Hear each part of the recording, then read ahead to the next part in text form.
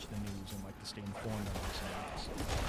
No, on the contrary, like we talked about earlier in the episode, there is nothing about your experience of the world in this postmodern media-driven simulation that's even relevant to reality. I mean, what is more relevant to your life within the simulation?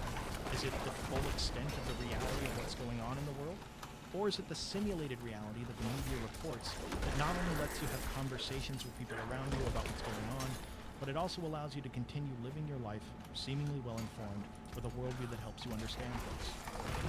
Compare this for a second to the example of the Matrix. What is more relevant to the lives of the people in that simulation? A story about a war going on between machines and humans at the level of reality? Or a story they can use to understand things within the Matrix so that they can keep living their life?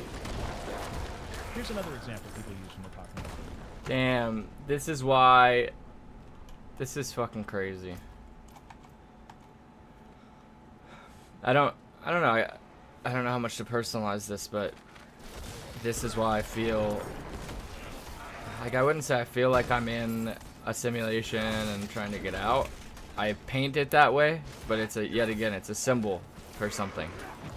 But it's why I don't know. I've always thought I was just being an edgy, nonconformist, who wants to, I don't know, just like stick it to the man and stick it to everybody, and just by kind of going out of my way to show that I don't take seriously all of the rules. Like, I didn't know how to put it into words because I'd never read Baudrillard, but it was more like I had this feeling when I was like really young, like I don't know, I guess between like 12 and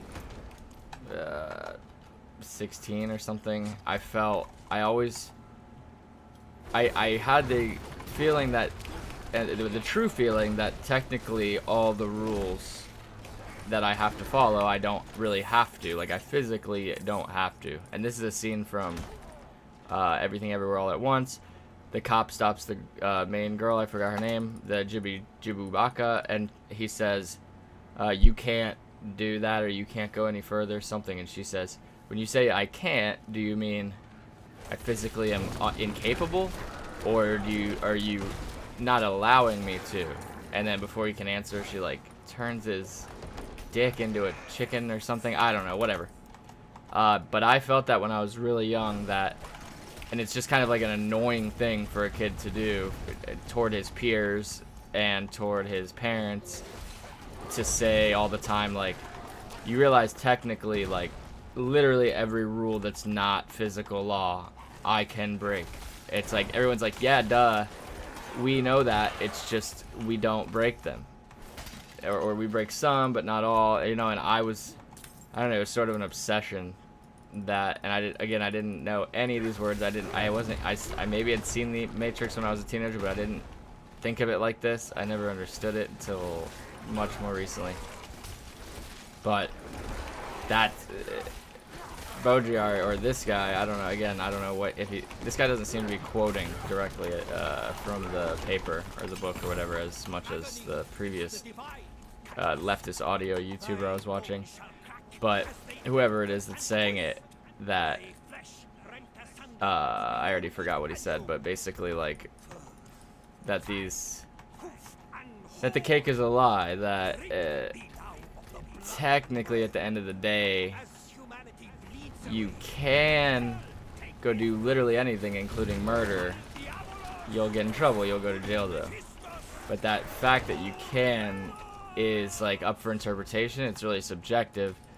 And I think that's like kind of points to where authoritarianism shines, is some people will internalize, they love the order so much, they appreciate the system working so well, quote unquote, because it's working well for them, even though it's not, but they think it is, or they don't even think it is, and it's very complex. You know who I'm referring to.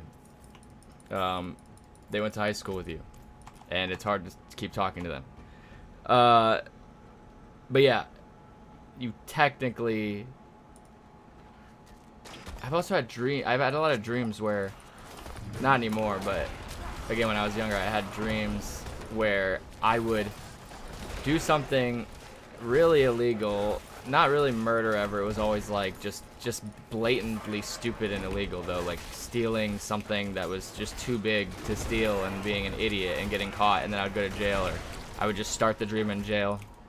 And it was always like a map in a video game that I could kind of understand it. Like it made sense. It was like a realm that I knew that if I kept running, like I kind of escaped the jail, and if I kept running, I could get far away enough.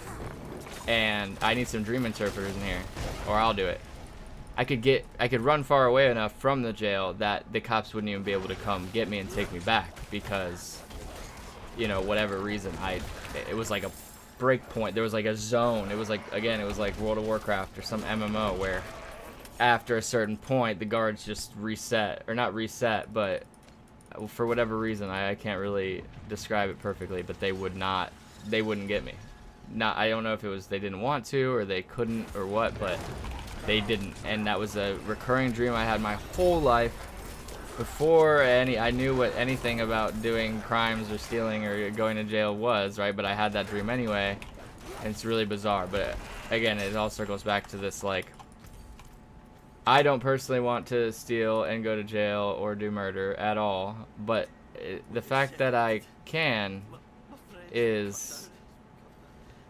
fact that I can physically is only true, or only untrue, depending on which side of the coin you're looking at, due to a amalgamation of symbols and words that have been exchanged by flawed subjective experience peoples over 10,000 years, finally coming to this conclusion: murder bad. And if, you know, how do we handle it when someone does a murder? It's different in different countries, different, like he says, different cultures. There's a divide in people. Some people, you know, you maybe grew up with them and their parents and their family when you were in school, high school, grade school. I just hit it again. I talk with my hands. When you were in grade school, you probably knew, because I knew a few, that, and it's just coincidence that they're like Christian, conservative, but I grew up in a place that's like mostly, that's the demographic. But, you know, that's not, it's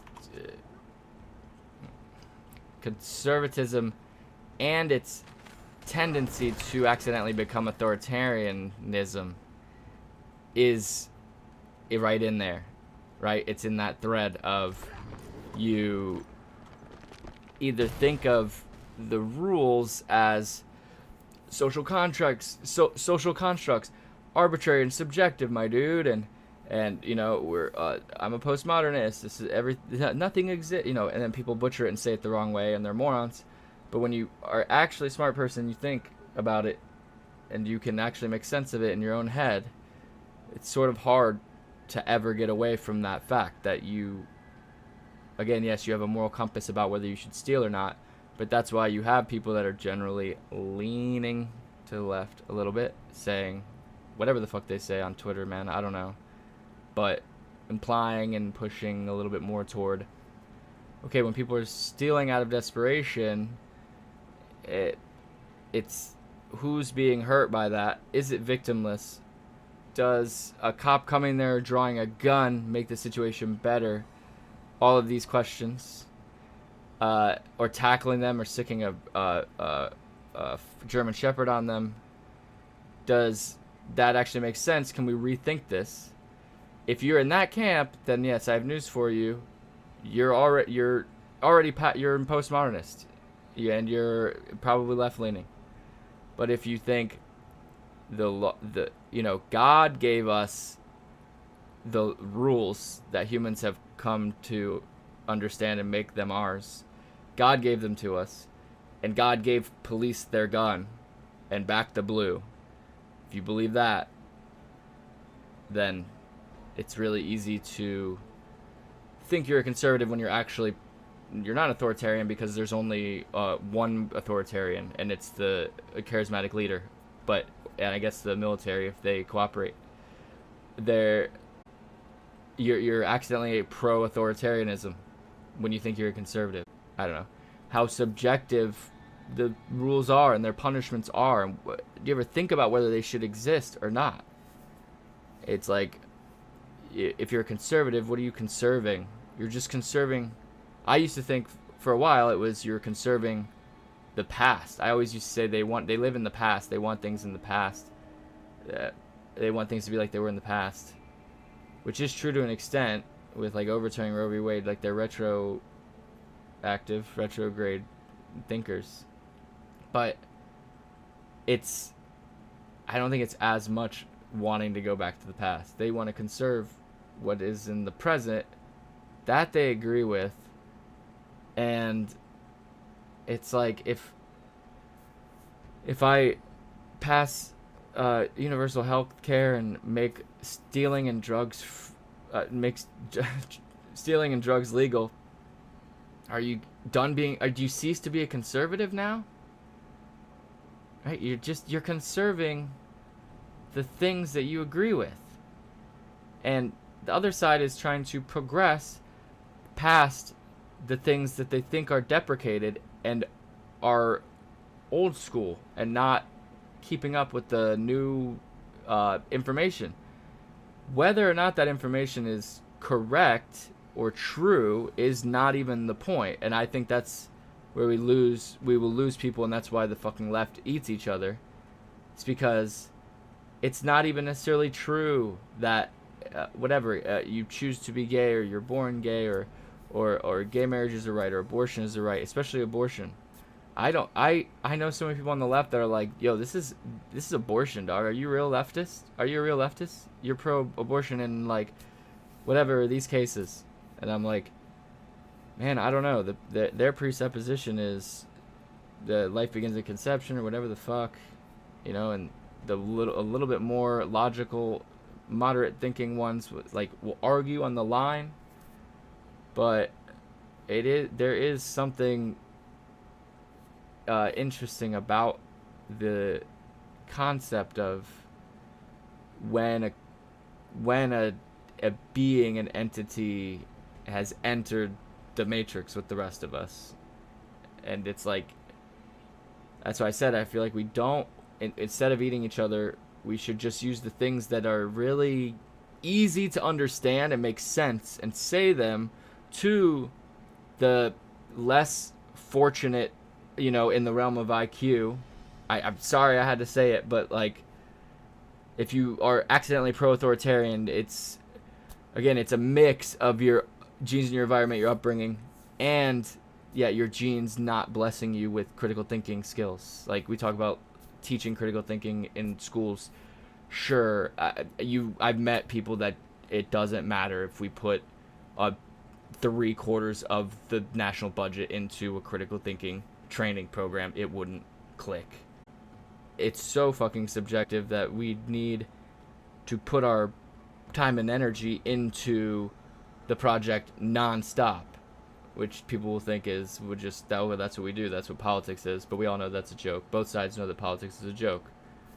So we fight, and then we can't pull the right over because we're just, like I just have called them morons or whatever, and also using bad examples, and also saying abortion is a sort of, I guess this is what I was trying to say, saying abortion is our version of a God-given right? Like, I'm probably strawmanning a little, but if you have the squeaky wheel gets greased, and if you have Twitter, or you have friends that are 20, and you go to a college, that it's out there, and the squeaky wheel is loud and gets heard. So I have to end the rant because I'm ranting so hard and rambling, and I'm really feeling the COVID, and it's one. But yeah, it's possible to save them. All the they-thems on the right, they need to understand that the only thing you're born is a they-them. And you become a man. How do you become a man? Become a man when you're told that you're a man. And you see on TV what a man is. That's how you become a man. That's the one and only way. There's no other way to become a man by doing. There is nothing you can do to change from a boy to a man or a they to a man, you're told by the media, which is not necessarily the news media, as I've stated before. You are told by the medium that is the social and the simulacra. You are told what you are, and it's weird. It's like, but don't you, when you're told, don't you think like, well, am I that? I guess that's how you get trans people, but do we even need trans people? Like, don't clip that. But do we need to debate whether non-binary means trans, or whether non-binary people are trans? It's like, if you're really good at this postmodernist thing, then I don't know. I really have to stop the rant. But anyway, we'll let this guy talk. He's a lot smarter. After talking for a while. By the way, please let me know which parts I got wrong. If you know what I mean. Asked John to send her a picture of himself so she can see who she's talking to. But John is 50 years old, and he knows that Susie is 25 years old. John is self-conscious about the fact that Oh my god, he's about to go into it. Age of consent. Whether, this is why it's another thing. God, I'm not gonna be able to stop ranting because Baudrillard is my fucking wheelhouse. It's my niche. It's my shit, dude.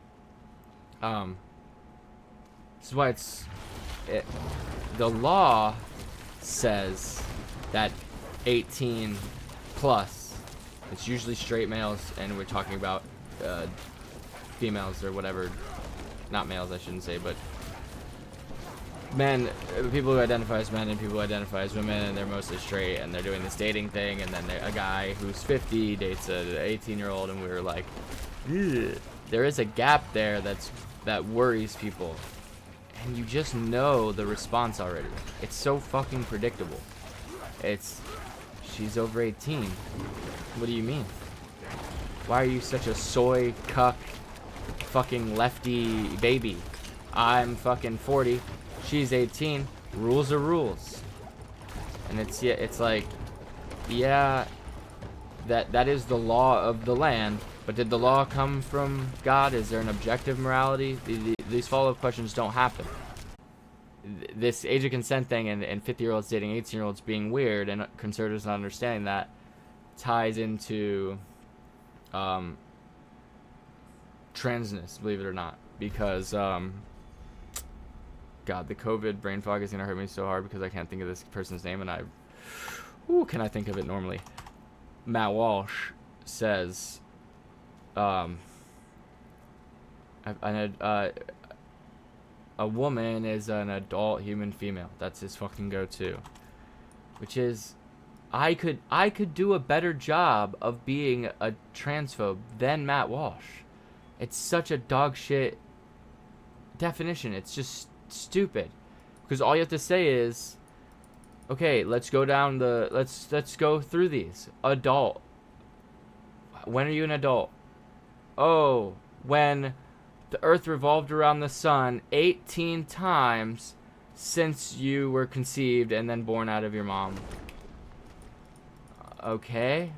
And so, right? Does that sound objective to you? Does that sound like God wrote that law? Think about it. You're against Darwin. Sorry. Again, I'm strawmanning, and I'm not even arguing with anyone. There's no one to talk about.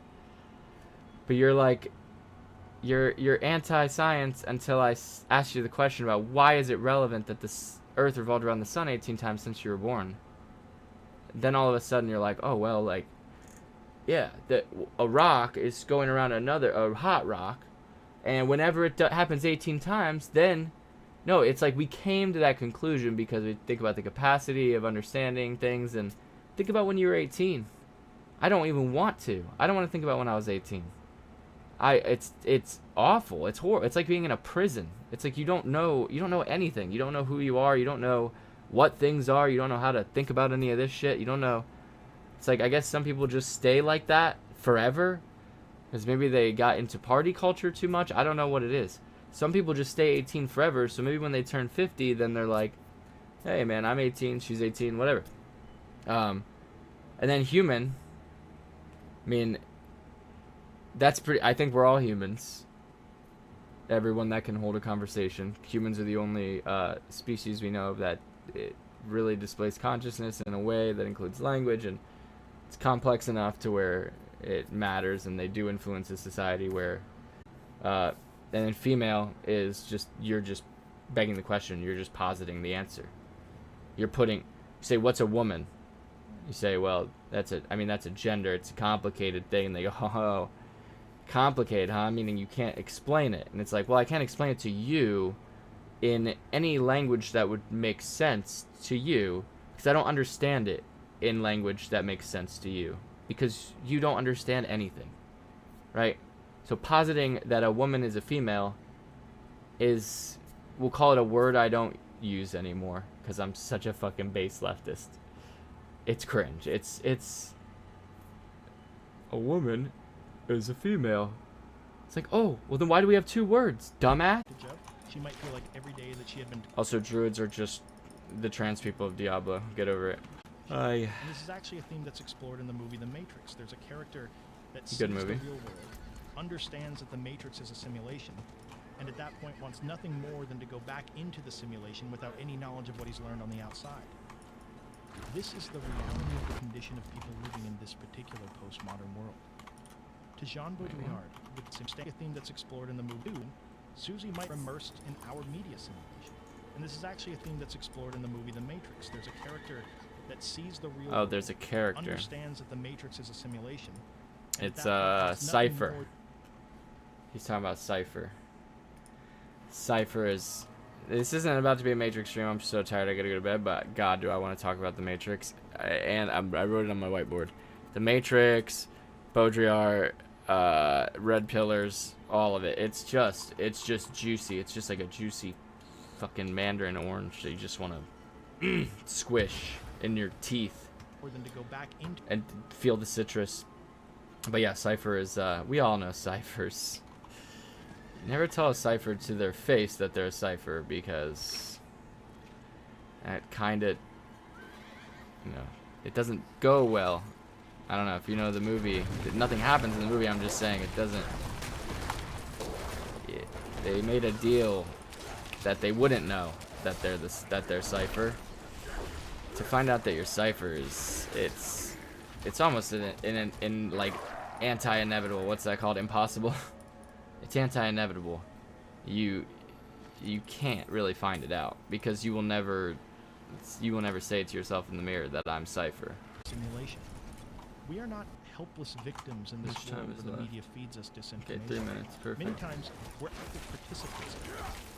Most people have no desire whatsoever for the deeper, more nuanced complexities of the world. Most people are given their daily dose of the simulation and they continue with their lives believing in a rigid, oversimplified worldview, comfortably distracted from the reality. Again, he says, most people want that, but how do you know what it is that you want? What do I want? I can start listing things that I want. Why do I want them? Is it because other people want them? Is it because people on TV want them? Is it they're desirable to get? It's problematic to be like super black-pilled on post-structuralism, but it's like hard to avoid as well. It's very fucking interesting. What do you want? Why do you want it? How do you know you want it? Did you ever not want it? Why did you start wanting it? Again, this is where I need to write my own. I need to do my own fucking sociology PhD thesis because no one's done the precipice of nihilism yet, which is another stream where determinism leads you to nihilism, but even though Baudrillard says that nihilism is based, so maybe I'll change either my wording or my opinion based on that. You get to the point of nihilism, but you don't dive all the way into nihilism. You have done such a good job of understanding the world that now you are almost a nihilist, but you're not, due to due to things being determined, provably determined through physics, through experiments that we proved time and time again, cause and effect. Again, I'm so fucking tired that someone put a pin in that, and I will definitely talk about that at length. I talk about it almost every day, and I should be doing other things when I talk about it, so this is a good place to talk about it instead. Consider for a second just how much information the media makes available. Consider the sheer numbers of just how many possible worldviews you could subscribe to given the access to information. Within our simulation, you can be a Christian, a Democrat, a hardcore conspiracy theorist, and all of those positions are completely justified. Yep. Because we live in a world where at any instant, you can go to google.com, type in any statement you want to believe about the way the world is, and then be flooded with media making... Maybe I should let him talk more before interrupting. But you don't even need to go to Google. It's not like it's not an objective reality thing. It's not objective morals thing. It's not objectively true, but it's something true. I guess I'll have to read more before I do the thesis, but it's very true that you could have any worldview and all those worldviews are justified. I got in a debate with my wife's little brother about this. It's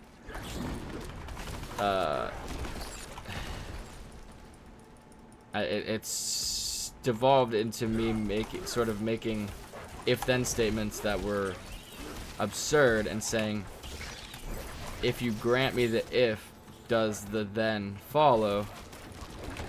And it was like he'd say no, and I was like, yes, but I'm saying if the if is true, then the then is true.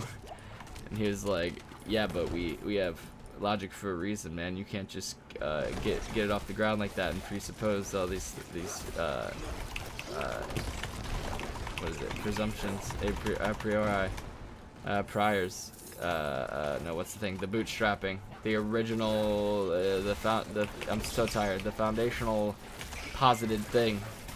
Like, you can't just posit things and then ask me if things follow from that. And I'm like, yeah, I can. I'm doing it right now. And he was like, bro, you don't get it, bro. It's again, you can go back and forth about whether you're born gay. That's fine. But whether you're born into a postmodern society, are we in one now? It's like, dog, go watch Pinky Doll on one screen, on your left, on your main monitor, and watch like some really good GPT API user, computer scientist YouTuber on your other monitor. Just watch, or instead build yourself a chatbot using the API that will act as a human, and on your other monitor you have a human acting as a computer. Just stare at both of those. You go look left and right at both happening in front of you, and determine, are you a postmodernist because those things are pulled up on your monitor? Do you have to realize something about what you're seeing? No, we're there. We were there. We were there in '83 or whatever the fuck when he wrote it. This is what the lives of so many people come down to. Alone in a simulation, working at a job to make money to buy things to express who they are based on the rules the media has set out for them. Again, this is the last thought because I really have to go to bed. This part, I don't introduce capitalism. Don't if your goal, like I don't know. I hope I'm not the only person that thinks this way, but if your goal is to convert the pseudo-fascists, the accidental authoritarians that you know and love, that might be in your family, that are in your discords, accidental authoritarians, don't. And I'm not innocent, but don't mention. Just don't even say capital, even though they don't understand it, but you could explain, but they don't want to understand because they think it's gay or whatever, right? Marx is gay. Just don't say capital, don't say money, don't say capitalism, don't say postmodern, don't say post-structuralist, don't mention the Matrix. Maybe you can mention the Matrix because of the red pill link, which is big. But, come up with other words, come up with examples, come up with not hypotheticals, but like case in point, boom, boom, common sense things that they think about the world that point to them existing in a postmodern fucking matrix. Just point to it and don't even dunk and say, boom, I watched some Baudrillard or I watched Jason Statham, and I got you. That's how I know all this. Lefties rule. Don't even do that. Especially don't do that. Just sprinkle it in. It help them through the, what is it? Plato's God, my brain fog. This will be over soon. I hope this is watchable, even though I can't think of anything. It's not Plato. It's Socratic method. Jesus. Use the Socratic method combined with your knowledge and your big brain to say other words around the scary ones, right? Because they live in the matrix where those words scare them. That is true of them. The words scare them. So use your big brain, having jumped out, gotten out of the pod, and gone into the Nebuchadnezzar, and met Morpheus and all those peeps, right? Having done that, which you can't actually do, unfortunately. This goes back to the Hindu, Buddhist, or Taoist, try to fill the cup, but you can't, but try anyway thing. So try to get on the Nebuchadnezzar. Then use your big brain, your high IQ, your understanding of the postmodern existence to not even trick them, but show them that they live in a postmodern society without using any of the words. One interaction at a time, and then leave it. Plant the seed. If they die a pseudo-fascist, they die a pseudo-fascist. If they die of old age, a pseudo-fascist. There's nothing you can do after that. You tried. You did your best. I hit the mic again, so the rant's over.